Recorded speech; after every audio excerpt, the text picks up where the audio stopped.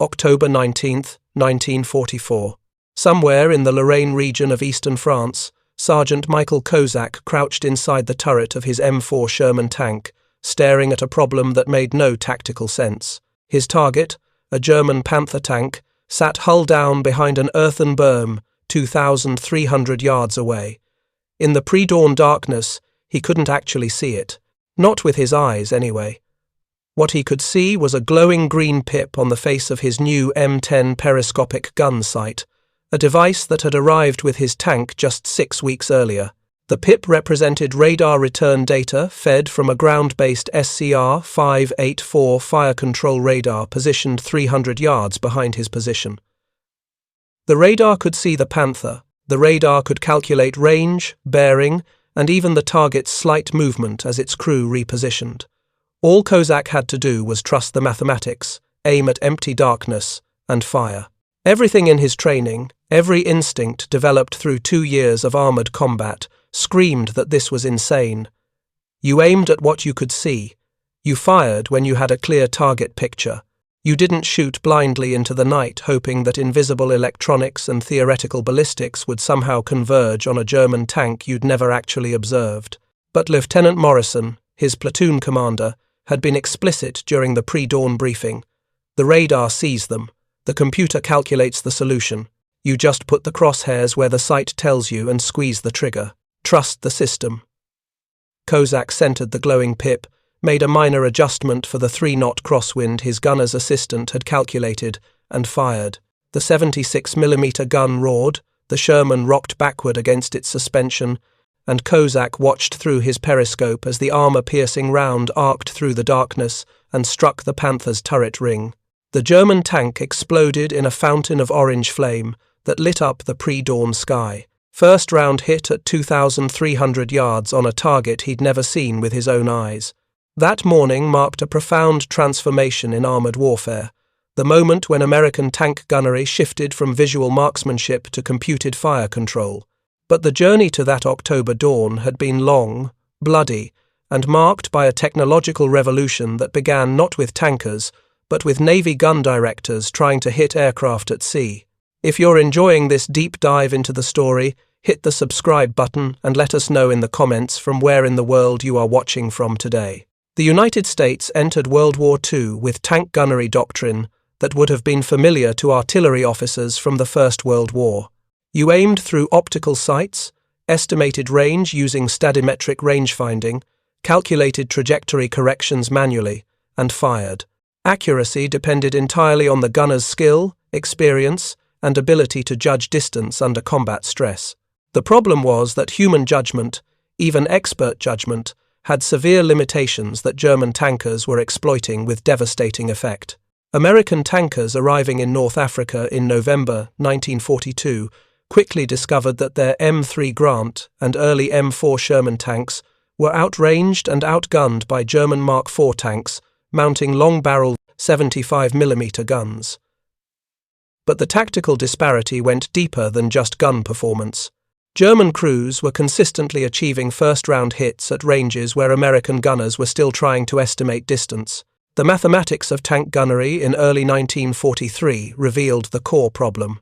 A tank gunner attempting to hit a target at 1,500 yards, roughly 9/10 of a mile, faced a brutal calculation. At that range, even a 50-yard error in range estimation would cause the shell to either fall short or sail over the target. Human eyes simply couldn't judge distance that precisely, especially when the target was a low-profile vehicle partially concealed by terrain and moving unpredictably. Staff Sergeant James Rothwell, a tank commander with the 1st Armoured Division who fought through Tunisia, described the reality in a letter to his family preserved in the National Archives. "We see Germans at long range and we shoot, but we're guessing. Our first round misses. We adjust, fire again, maybe hit on the 3rd or 4th shot. By then, they've put 2 rounds into us because they're not guessing. They have rangefinders that tell them exactly how far away we are. Their first shot is accurate. In tank combat, whoever hits first usually wins, because the other guy doesn't get a second chance." The German advantage came from superior optics and range-finding technology. German tank commanders used stereoscopic rangefinders that provided accurate distance measurements up to 2,000 yards. These devices, essentially miniature versions of naval rangefinders, used two separated optical paths to create a stereoscopic image that the commander could align to determine precise range. The technology worked, but it was slow, required a trained operator, and depended on clear visibility. American tankers tried to compensate through volume of fire and aggressive tactics. The doctrine in early 1943 emphasized closing with the enemy rapidly, accepting casualties while getting close enough that range estimation became less critical. It was a doctrine born of necessity, not choice, and it cost American armored units dearly. During the Battle of Kasserine Pass in February 1943, American tank companies lost vehicles at a rate that shocked commanders who'd expected American industrial superiority to dominate German craftsmanship. Major General Ernest Harmon, who took command of the 2nd Armored Division after Kasserine, submitted a scathing after-action report in March 1943 that pulled no punches. Our tanks are mechanically reliable and numerically superior, but we are losing the gunnery battle. German tanks consistently hit at ranges where our crews are still acquiring targets. This is not a training deficiency. Our gunners are well trained. This is a technology deficiency. We lack the fire control systems necessary to achieve first-round hit probability at combat ranges. The report landed on the desk of Dr. Vannevar Bush, director of the Office of Scientific Research and Development, the organization coordinating American weapons development. Bush, a brilliant engineer who'd spent the 1930s developing analog computers, immediately recognized that tank gunnery was fundamentally a computing problem. Hitting a moving target from a moving platform required calculating a firing solution that accounted for range, target motion, own vehicle motion, ammunition ballistics, wind drift, and terrain slope. Human gunners were attempting to solve 5 variable calculus problems in their heads while being shot at. Bush convened a meeting at the Aberdeen Proving Ground in Maryland in April 1943. The attendees included Army Ordnance officers, representatives from the Frankfurt Arsenal, where fire control systems were developed, and engineers from Bell Laboratories, Western Electric, and General Electric. The question Bush posed was straightforward. The Navy has gun directors that automatically solve firing problems for anti-aircraft guns. Can we build something similar for tanks? The Navy's experience with fire control directors provided the conceptual foundation. Since the early 1930s, American warships had used electromechanical computers that automatically calculated firing solutions for anti-aircraft guns. These systems, like the Mark 37 Director, used analog computers to continuously track targets, measure range using radar, calculate lead angles and elevation, and transmit firing commands to gun mounts. The guns themselves were stabilized using gyroscopes that kept them on target despite the ship's motion through rough seas. The challenge was miniaturization and ruggedization. A Navy gun director was a room-sized installation weighing several tons, powered by stable shipboard electricity and maintained by specialized technicians. A tank fire control system had to fit inside a cramped turret, survive being bounced across rough terrain, operate on a 12-volt electrical system, and be maintainable by 19-year-old crew members with basic mechanical training. Everything had to be smaller, tougher, and simpler. The breakthrough came from an unexpected source. Westinghouse Electric Corporation, better known for power generation equipment and household appliances, had been developing gyroscopic stabilization systems for anti-aircraft guns mounted on merchant ships. These systems were smaller than Navy directors, designed for harsh environments, and powered by low-voltage DC electrical systems. When Army Ordnance engineers examined Westinghouse's stabilizer designs in May 1943, they realized the technology could be adapted for tank turrets. The fundamental principle of gyroscopic stabilization was beautifully simple in concept and fiendishly complex in execution. A spinning gyroscope resists changes to its orientation. If you mount a gyroscope in a turret and connect it through mechanical or electrical linkages to the gun mount, the gyroscope will sense when the tank's hull pitches or rolls and automatically adjust the gun's elevation to maintain the same point of aim relative to the horizon. This means that even as the tank bounces over rough ground, the gun stays pointed at the target. Lieutenant Colonel William Crisman, chief of the Fire Control Section at Frankfurt Arsenal, explained the tactical implications in a technical report dated June 1943. Current doctrine requires tank drivers to halt before the gunner can fire accurately. The vehicle's motion creates too much gun displacement for effective aiming. This means we surrender tactical mobility at the moment of engagement. Stabilization allows firing while moving, which transforms tank tactics. We can advance and shoot simultaneously. The Germans cannot. By July 1943, Westinghouse had produced prototype stabilizers for testing. The early systems stabilized only the gun's vertical elevation, not horizontal traverse, but even single-axis stabilization proved revolutionary. Tests at Aberdeen Proving Ground showed that a Sherman equipped with vertical stabilization could achieve 50% first-round hit probability at 1,000 yards while moving at 10 miles per hour over rough terrain.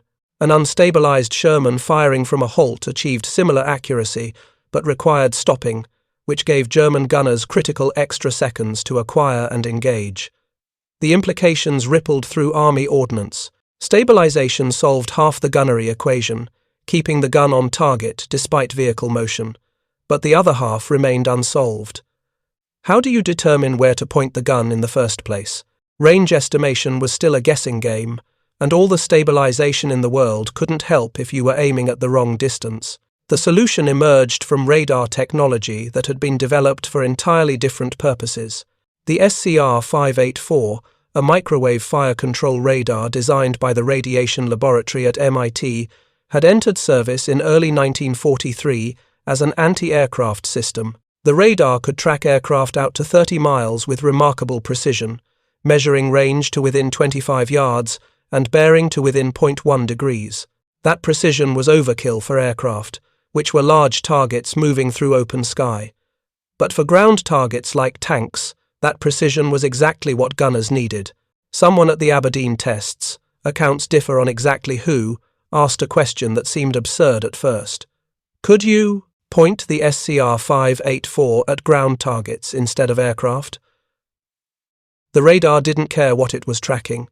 It measured radio wave reflections. A tank's metal hull reflected microwaves just as effectively as an aircraft's aluminum skin. In theory, the SCR-584 could track ground vehicles with the same precision it tracked bombers. Field tests began in August 1943 at Fort Knox, Kentucky.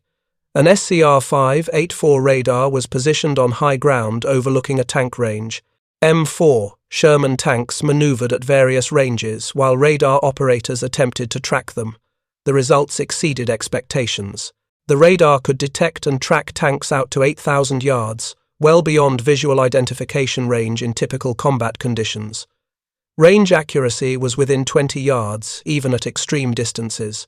The radar could track multiple targets simultaneously and update position data every few seconds. The challenge was getting that information to tank gunners in a usable form.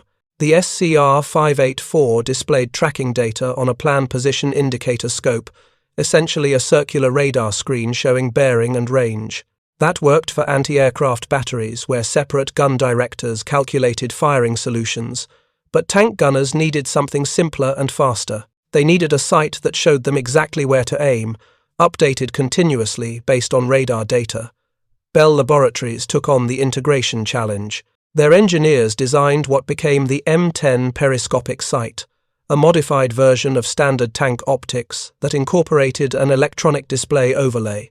The sight looked conventional, a periscope tube with optical magnification and crosshairs. But built into the eyepiece was a small cathode ray tube, essentially a miniature television screen, that displayed a glowing aiming pip. That pip's position was calculated by an analog computer receiving data feeds from the radar, the tank's own gyroscopic reference, and ballistic tables programmed into mechanical cam systems. The computer solved the gunnery equation automatically. It took radar range and bearing to the target, calculated the trajectory needed to hit that point based on ammunition type and current barrel elevation, adjusted for wind data input by the crew, compensated for the tank's own motion using gyroscope references, and displayed the result as a moving pip. The gunner's job simplified to pure tracking. Keep the crosshairs on the pip, and the gun would be aimed correctly when you fired. By October 1943, the first integrated fire control systems were ready for field testing. The Army selected the 7th Armored Division, stationed at Fort Benning, Georgia, for evaluation trials. 3 Sherman tanks were equipped with Westinghouse stabilizers and M10 sights. An SCR-584 radar was assigned to the battalion for testing. The crews received 2 weeks of training on the new systems, then began live fire exercises against moving targets at varying ranges.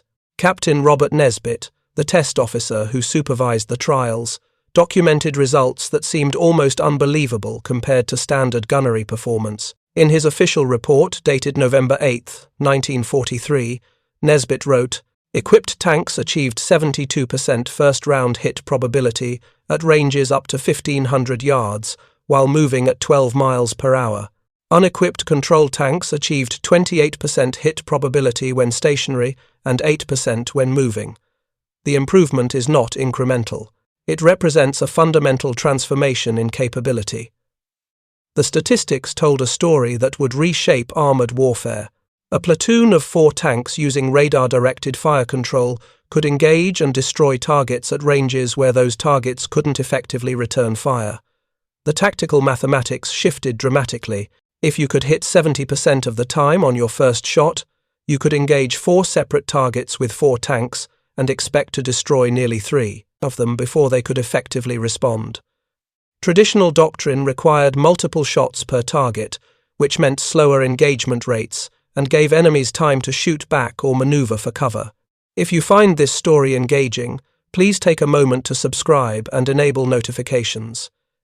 It helps us continue producing in-depth content like this. But field testing in Georgia was not combat, and Army Ground Forces leadership remained skeptical. Major General Jacob Devers, commanding Army Ground Forces, had watched too many promising technologies fail under combat stress.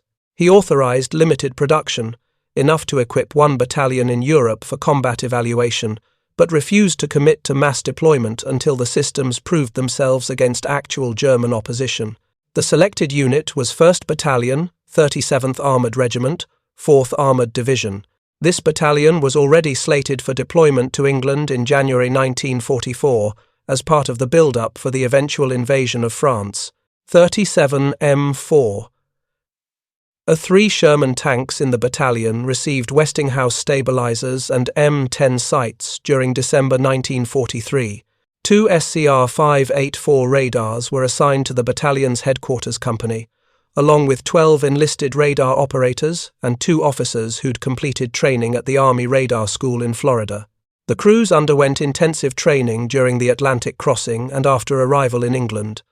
The training emphasized not just the mechanical operation of the systems, but the tactical implications. Firing on the move required different techniques than traditional halt-and-shoot approaches.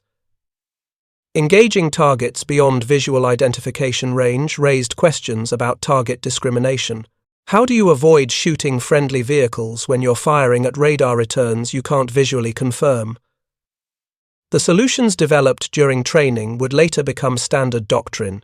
2 tank teams, where 1 tank had visual contact and radioed target identification to the shooting tank. Strict fire discipline requiring visual confirmation before engaging any target closer than 1,000 yards, where friendly identification was possible. Careful coordination with forward observers who could verify that radar tracks corresponded to enemy vehicles. The procedures were clumsy at first, but they worked. The 4th Armored Division landed in Normandy on July 11, 1944, 5 weeks after D-Day. By then, the Bocage fighting had already demonstrated the brutal reality of armoured combat in France. The hedgerow country of Normandy, with its thick earthen berms topped with dense vegetation, created terrain that nullified American advantages in tank numbers and mechanical reliability. German tanks and anti-tank guns could hide behind hedgerows, engage at close range, and withdraw before American forces could respond effectively. 1st Battalion, 37th Armoured, was held in reserve during the initial Normandy fighting. Division Command wanted the radar-equipped tanks preserved for the breakout operation that everyone knew was coming. The battalion spent 3 weeks in assembly areas near Saint-Lô, conducting rehearsals and refining procedures, while the rest of 4th Armoured Division bled in the hedgerows. The waiting was frustrating for crews who'd trained for months, but it gave them time to solve practical problems that only emerged under field conditions. The French summer heat created electrical problems with the M10 sights. The cathode ray tubes would overheat and fail after 3 hours of continuous operation. Battalion maintenance officers jury-rigged cooling systems using modified aircraft intercooler fans powered by the tank's electrical system. It was an ugly solution, but it worked. The SCR 584 radars proved temperamental about ground placement. Set them up in a valley and terrain-masked targets. Position them on hilltops, and they became obvious targets for German artillery. Radar operators learned to find intermediate positions on forward slopes that gave adequate coverage while maintaining some concealment.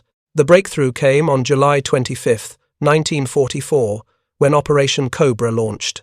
This was the American offensive designed to rupture German lines west of Saint-Lô and break out into open country beyond the bocage. 4th Armoured Division was assigned to exploit the breakthrough once infantry and artillery created a gap in German defences.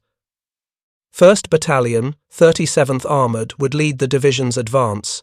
The battalion crossed the line of departure at 0600 hours on July 26th. Within 2 hours, they'd pushed beyond the bocage and entered rolling farmland near the town of Marigny. The terrain transformation was dramatic. Instead of claustrophobic hedgerow corridors limiting visibility to 100 yards, they now had sight lines extending to 3,000 yards across gently sloping fields. It was perfect country for the radar fire control systems to demonstrate their capability. At 0845 hours, one of the SCR 584 radars detected multiple vehicle contacts at bearing 2,700 yards. The radar operator, Corporal James Delaney, immediately radioed the contact report to battalion headquarters. Major William Hyslip, the battalion commander, ordered 1st Platoon of A Company to investigate. The platoon, consisting of 4 M4A 3 Shermans, all equipped with stabilizers and M10 sights, moved forward at 15 miles per hour in a diamond formation. Lieutenant David Morrison commanded the platoon from the lead tank. Through his commander's cupola periscope, he could see open fields and scattered farm buildings, but no enemy vehicles. The morning haze reduced visibility to perhaps 2,000 yards. Yet his gunner, Sergeant Michael Kozak, was reporting solid radar contact displayed on the M10 sight. 4 pips were showing on the sight's overlay, representing 4 vehicles in a loose formation at bearing 270 degrees, range 2,100 yards. Morrison made the tactical decision that would validate months of development and training. He ordered the platoon to engage based on radar data alone, without visual confirmation. It violated every instinct and much of the training doctrine. But Morrison trusted the technology. Each tank selected a separate pip. On Morrison's command, all 4 gunners fired within a 3-second window. The stabilization systems allowed them to shoot while still moving at 12 miles per hour, something no German tank could do accurately. 4 seconds after firing, before the rounds even impacted, Morrison saw the targets. They emerged from the morning haze as the range decreased. 4 German Mark IV tanks moving in column formation. The American armor-piercing rounds arrived simultaneously with visual identification. Morrison watched through binoculars as 3 of the 4 German tanks erupted in flames. The 4th tank, hit but not destroyed, attempted to reverse into a tree line. A second round from Kozak's gun struck it in the engine compartment before it reached cover. 4 enemy tanks destroyed in less than 30 seconds, at a range where the Germans hadn't even identified American vehicles as threats. The engagement was over before it truly began. Morrison reported the results to battalion headquarters with a mix of excitement and disbelief in his voice. Radar contacts engaged at 2,100 yards. 4 confirmed kills. The Germans never knew we were here until we fired. They never got a shot off. The engagement near Marigny represented the first combat use of radar-directed tank gunnery, but it was far from the last. As 4th Armoured Division drove east toward the Seine River during late July and early August, 1st Battalion encountered German armoured units repeatedly. Every encounter followed a similar pattern. Radar detected enemy vehicles beyond visual range. American tanks engaged first, often achieving kills before Germans could identify threats or return fire. The tactical advantage was so overwhelming that German units began avoiding open terrain entirely when they realized American tanks could somehow shoot accurately through haze and distance.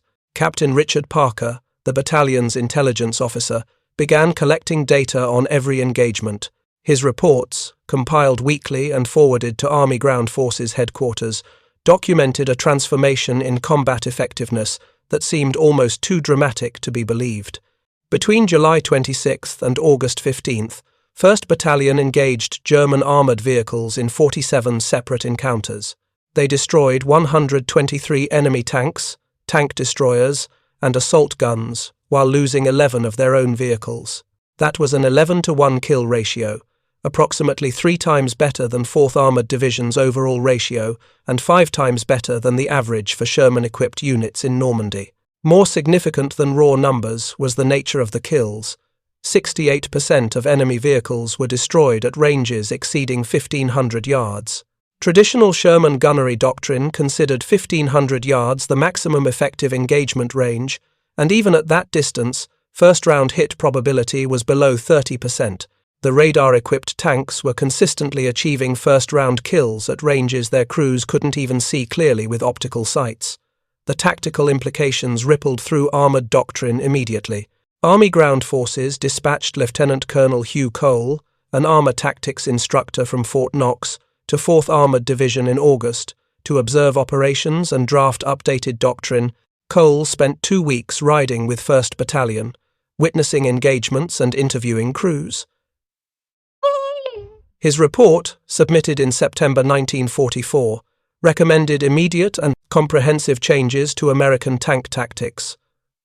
Cole wrote, "The integration of radar fire control and gyroscopic stabilization creates capabilities that render existing doctrine obsolete. Current doctrine emphasizes closing with the enemy to ranges where our numerical superiority compensates for individual vehicle deficiencies. This new capability inverts that calculus. We should engage at maximum range, where our fire control technology provides overwhelming advantage, and never close to ranges where German optical systems achieve parity with our own." The recommendation meant fundamental changes in how armoured units fought. Instead of aggressive advances that accepted casualties to achieve close engagement, American tanks would use standoff tactics, detect enemy vehicles with radar, engage at 2,000 yards, destroy them before they could effectively respond, then advance to the next firing position. It was a doctrine built around technological superiority rather than numerical superiority. And it worked. But as word spread through 4th Armoured Division about 1st Battalion's success, other battalion commanders demanded access to the technology. The problem was production capacity. Building radar fire control systems wasn't like stamping out tank hulls. Each M10 site required precision optical components, miniature cathode ray tubes, and custom analog computers. The Westinghouse stabilizers needed precision gyroscopes that were already in short supply for Navy and Air Force applications.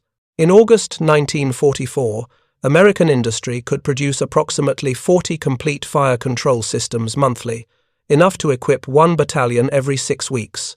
General George Patton, commanding 3rd Army, which included 4th Armoured Division, took a direct interest in the technology after reviewing 1st Battalion's combat reports.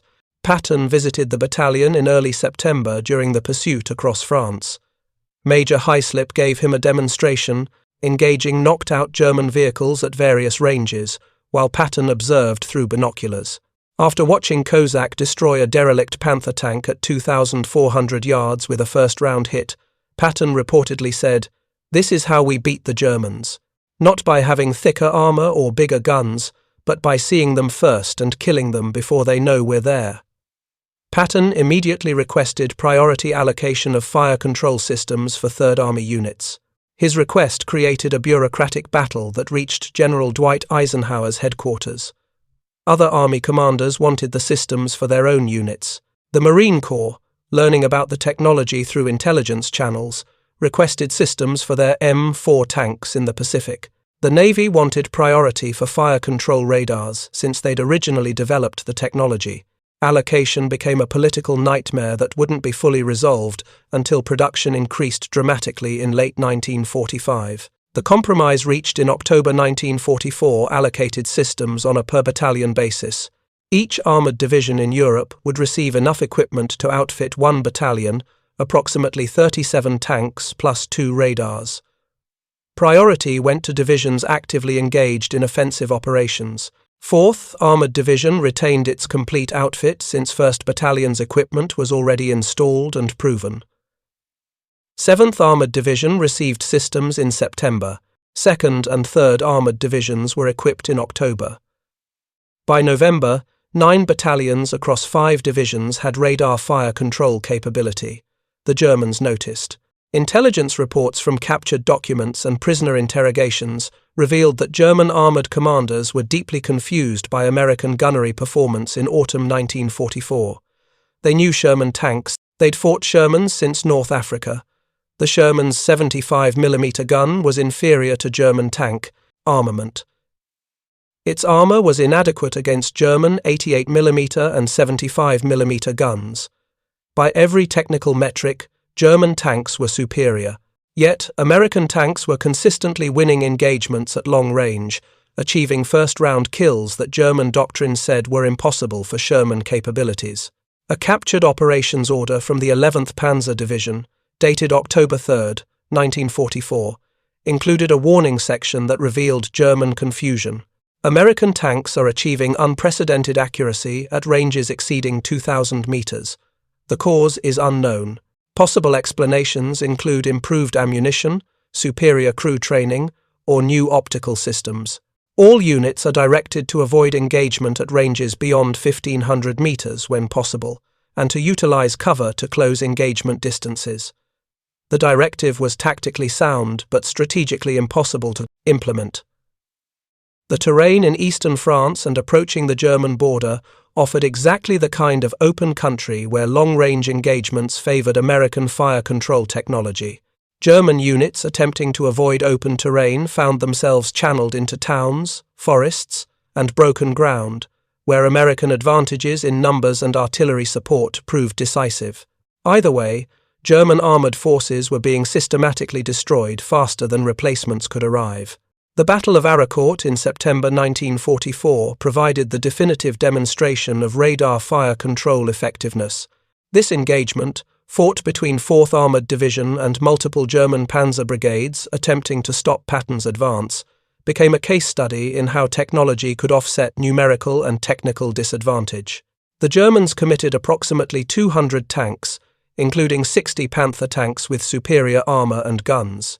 4th Armoured Division countered with approximately 150 Shermans, 37 of which were equipped with radar fire control from 1st Battalion, 37th Armoured. The battle lasted 5 days, from September 18th through September 23rd. During that period, 1st Battalion accounted for 48 confirmed German tank kills while losing 6 of their own vehicles. The rest of 4th Armoured Division, fighting with conventional fire control, achieved approximately a 2-to-1 kill ratio. The disparity was stark enough that Division Commander Major General John Wood restructured his tactics to maximize 1st Battalion's impact. They became the division's exploitation force, committed at decisive points where their long-range killing power could break German formations before conventional units mopped up survivors. Technical specialists from Army Ordnance began studying combat performance data in late 1944. They wanted to understand exactly why radar fire control worked so much better than theoretical predictions suggested. The answer lay in the cumulative effect of multiple small advantages that combined synergistically. Stabilization allowed firing while moving, which meant American tanks could advance continuously rather than halting to shoot. That mobility made them harder targets. Radar detection provided early warning, allowing American tanks to achieve tactical surprise by engaging before German crews even knew threats were present. The M10 site's automated ballistic calculation eliminated human error in range estimation and trajectory computation. Even highly skilled German gunners had to estimate range mentally and adjust based on fall of shot. American gunners using M10 sights got the correct solution on their first shot. Perhaps most important was the psychological effect on American crews. Knowing that your first shot would likely hit and kill gave tank commanders confidence to engage aggressively, knowing that German tanks had already been detected and targeted before they could see you eliminated much of the fear that made crews hesitant. Morale in radar-equipped battalions was measurably higher than in conventional units, and that morale translated into tactical boldness that won battles. By December 1944, the technology had evolved beyond initial prototypes. Production M10A2 sights incorporated improvements based on combat feedback. The cathode ray tubes were more reliable and included built-in cooling. The analog computers could store ballistic data for multiple ammunition types, allowing gunners to switch between armor-piercing and high-explosive rounds without manual recalibration. The SCR-584 radars received better camouflage systems and improved mobility, mounted on half-tracks instead of trucks for better cross-country performance. Training programs expanded dramatically. Fort Knox established a dedicated fire control school in November 1944 that could train a complete battalion crew complement, approximately 120 men, in 4 weeks. The curriculum covered radar operation, site maintenance, gyroscope theory, and tactical employment. Graduates returned to their units as technical specialists, but also as evangelists for the new systems. They'd seen the performance data. They knew the technology worked. The invasion of Germany in early 1945 saw radar fire control employed on a scale that would have been impossible 6 months earlier. By March 1945, 23 battalions across 11 armoured divisions were fully equipped. That represented approximately 850 tanks with integrated fire control systems, about 30% of American armour in Europe. The remaining 70% still used conventional sights, but tactical doctrine now assumed that every armoured division had at least one battalion with extended range capability. The Rhine River crossing operations demonstrated how thoroughly the technology had been integrated into operational planning. American forces needed to establish bridgeheads on the east bank of the Rhine, then defend those bridgeheads against inevitable German counterattacks. Radar-equipped battalions were specifically positioned to provide long-range overwatch for bridgehead perimeters. The SCR-584 radars could detect German vehicles massing for counterattacks up to 5 miles from the bridge sites, giving American forces advance warning and allowing preemptive engagement. During the Remagen bridgehead defense in March 1945, radar-equipped tanks from 9th Armored Division destroyed 37 German tanks and assault guns attempting to approach the bridge.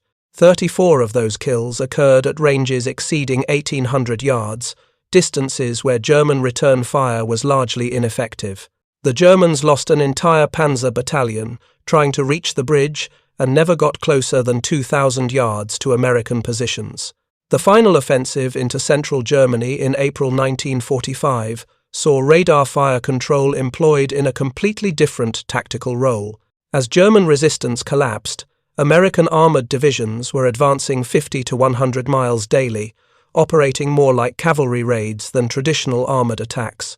The challenge wasn't destroying German formations, but detecting them quickly enough to avoid ambush during rapid advances. Radar became an early warning system that allowed American columns to detect German positions, bypass them or call in artillery, and continue advancing without getting bogged down in prolonged engagements. Sergeant Kozak, who'd fired the first radar-directed combat shot in July 1944, was still with 1st Battalion when they reached the Elbe River in April 1945. His crew had survived 10 months of continuous combat, destroyed 43 confirmed German vehicles, and never been seriously damaged in return. Kozak attributed their survival to technology that let them kill enemies before those enemies could shoot back. In an interview conducted by an army historian in May 1945, Kozak reflected on the transformation he'd witnessed. "When we landed in Normandy, I thought we'd be lucky to survive a month. Sherman tanks were getting massacred in the bocage. German tanks could kill us at ranges where we couldn't hit them reliably. Then we got the radar and the stabilizer, and suddenly we're the ones with the advantage. We're hitting Germans at distances they can't believe. They're trying to figure out how we're doing it, but by the time they figure it out, they're burning. That's what technology does. It takes soldiers like me, not particularly special, and gives us capabilities that make us better than tankers with twice our experience. The war in Europe ended in May 1945, before the full potential of radar fire control could be realized. Production was still ramping up when German forces surrendered. Plans existed to equip every American tank battalion with the systems by September 1945, in preparation for the expected invasion of Japan. The atomic bombs in August made those plans unnecessary, but the technology didn't disappear with the end of the war. Instead, it became the foundation for every subsequent advancement in armored fire control. Post-war analysis by Army ground forces documented the combat effectiveness of radar-equipped tank battalions with statistical rigor that validated every claim made during development. Between July 1944 and May 1945, the 23 battalions, equipped with integrated fire control systems, destroyed 2,136 enemy armored vehicles, while losing 214 of their own tanks. That represented a 10-to-1 kill ratio sustained over 10 months of combat across diverse terrain and weather conditions. Perhaps more remarkable was the range distribution of those kills. 58% occurred at ranges between 1,500 and 2,500 yards. Traditional Sherman gunnery doctrine considered 1,500 yards the maximum effective range, where hit probability dropped below 25%. The radar-equipped tanks had shifted the entire engagement envelope outward by 1,000 yards, creating a range band where they could kill reliably, but where German tanks struggled to achieve accuracy. The casualty statistics told an equally compelling story. Crew survival rates in radar-equipped tanks were 47% higher than in conventional tanks. Part of that advantage came from killing enemies before they could return fire, but part came from the confidence that technology provided. Crews willing to engage aggressively because they knew their first shot would probably hit were crews that seized tactical initiative. In armored combat, initiative meant survival. The technology rapidly evolved in the post-war years. The analog computers that had seemed revolutionary in 1944 were replaced by early digital systems in the 1950s. The SCR-584 radar, designed for anti-aircraft use, gave way to dedicated ground surveillance radars optimized for detecting vehicles. The M10 sight evolved into the M16 series with integrated ballistic computers and laser rangefinders, but the fundamental principle remained unchanged. Use sensors to detect targets beyond visual range, use computers to solve the gunnery equation, and use stabilization to engage accurately while moving.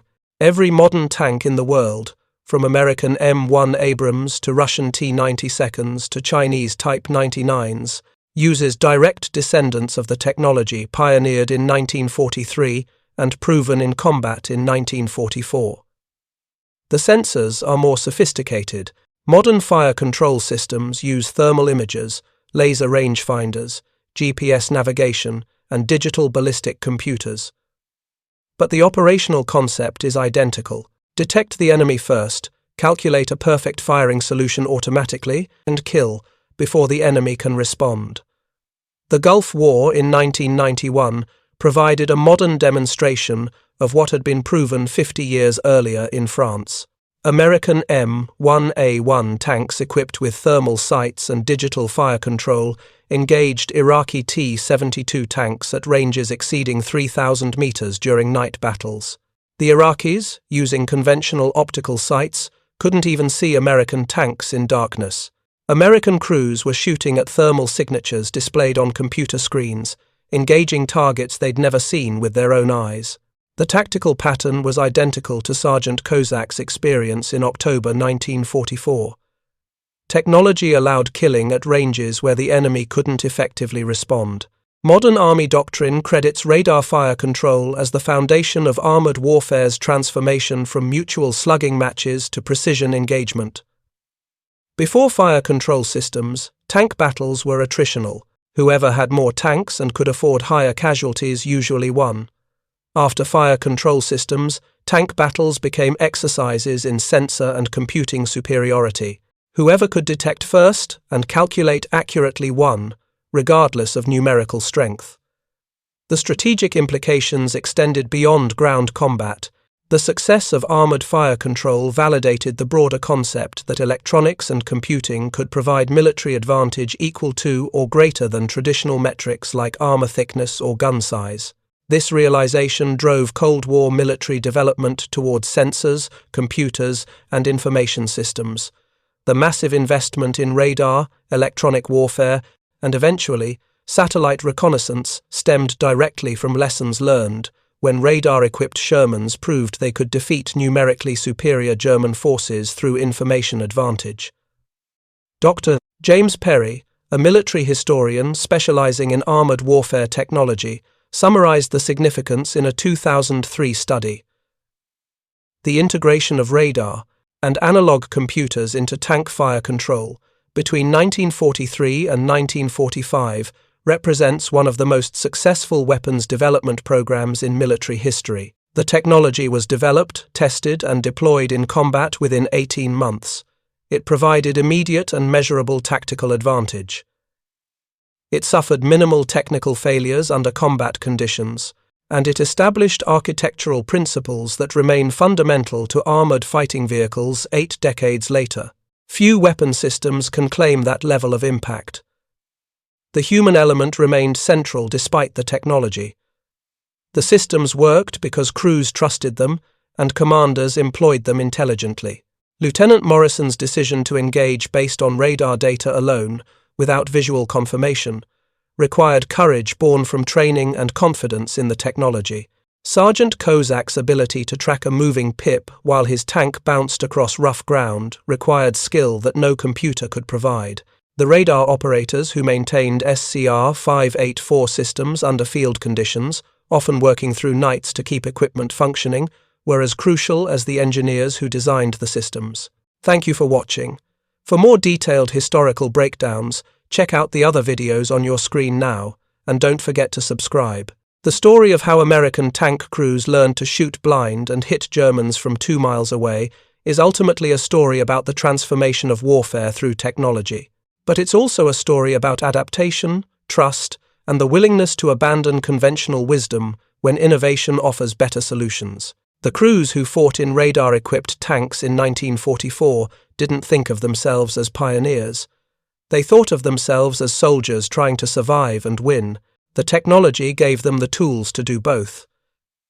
That it also revolutionized armored warfare was almost incidental to men whose immediate concern was making it through another day of combat. The legacy endures not just in the fire control systems that equip every modern fighting vehicle, but in the operational philosophy those systems created, the principle that information superiority translates directly to combat superiority, that detecting enemies before they detect you provides overwhelming advantage, and that accurate first shots win battles faster and with fewer casualties than prolonged exchanges. These principles, proven on French battlefields in 1944 by tankers who trusted mathematics and electronics more than their own eyes, remain foundational to military doctrine worldwide.